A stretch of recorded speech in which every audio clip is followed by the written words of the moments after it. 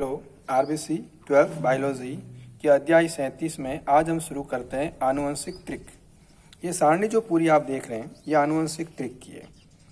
इसमें आप देख रहे हैं ये जो 3 नाइट्रोजन क्षारक का क्रम है यही आनुवंशिक त्रिक है। ये किसी विशेष अमीनो अम्ल के लिए उत्तरदायी होता है।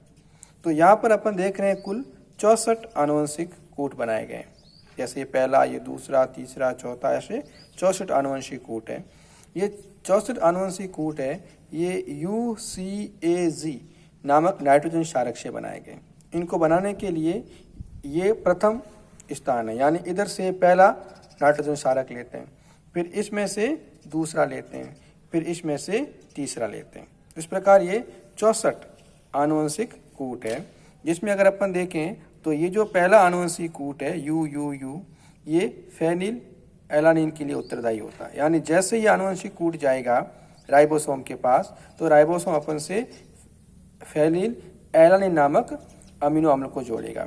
इस प्रकार ये गया तो भी फेनिल एलानिन। लेकिन ये जो आपको दिख रहे हैं ये ल्यूसीन के लिए है। इसी प्रकार ये जो आपको दिख रहे हैं ये अलग अलग अमीनो अम्ल के लिए उत्तरदायी होते हैं। तो ये जो सारणी बनाई गई है ये वेवल परिकल्पना के आधार पर बनाई गई है। वेवल का मानना है कि जो आनुवंशिक कूट होते हैं जो किसके लिए उत्तरदायी है, अमीनो अम्लों के लिए उत्तरदायी होते हैं, उनके प्रथम 2 नाइट्रोजन क्षारक उभयनिष्ठ होते हैं।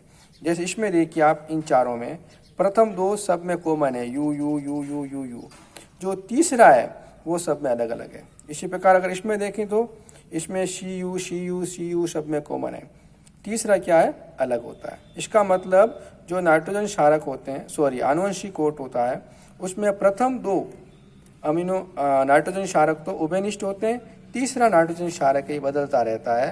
ये वेवल परिकल्पना कहलाती है। तो अब अगर हम आनुवंशिक कूट की परिभाषा देखें तो mRNA पर आनुवंशिक कूट mRNA पर पाए जाते हैं, ध्यान रखिएगा।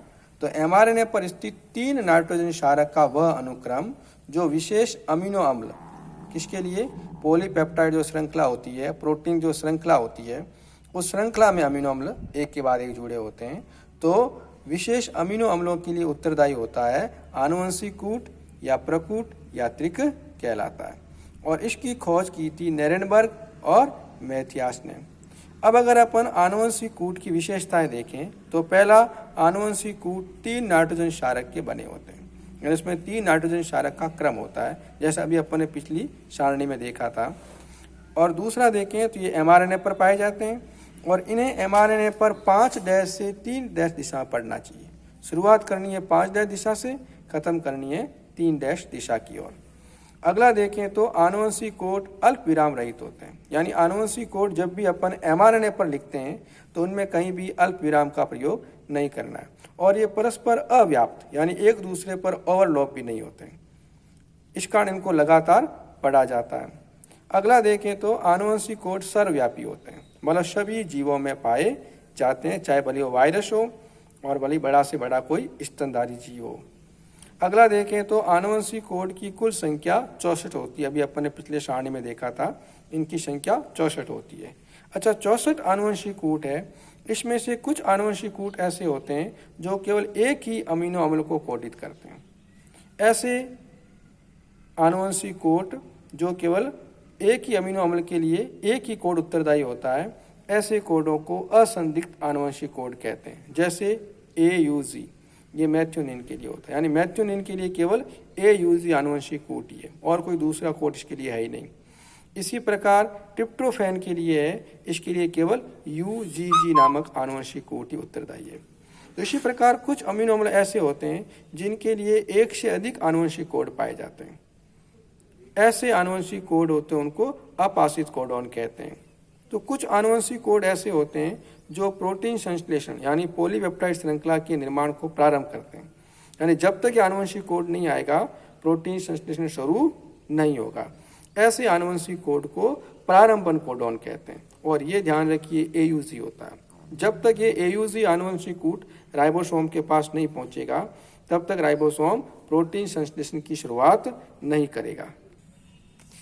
अगला देखिए, कुछ आनुवंशिक कोड ऐसे भी होते हैं जो किसी भी अमीनो अम्ल के लिए उत्तरदायी नहीं होते, यानी जब ये आनुवंशिक कूट राइबोसोम के पास पहुंचेंगे तो राइबोसोम अपने में से कोई अमीनो अम्ल को नहीं जोड़ेगा। इस कारण ये आनुवंशिक कूट क्या करते हैं, प्रोटीन संश्लेषण क्रिया को बंद कर देते हैं।